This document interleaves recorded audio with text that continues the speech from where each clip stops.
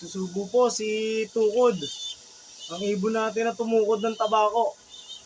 Noong 2023. Ayan. Susubuhan niya. Solo na lang yung anak niya. Isa na lang anak niya, si Bunso. May pangalan na yung anak ni Tukod, si Bunso. Ayan, ayan si Bunso. Susubuhan na eh. Ayan. Ayan, si Legit. Ang kulit niya eh.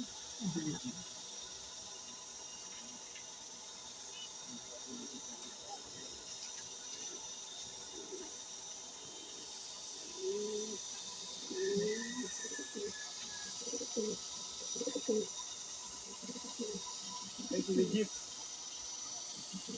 Ligo. Ayan. Ganun pa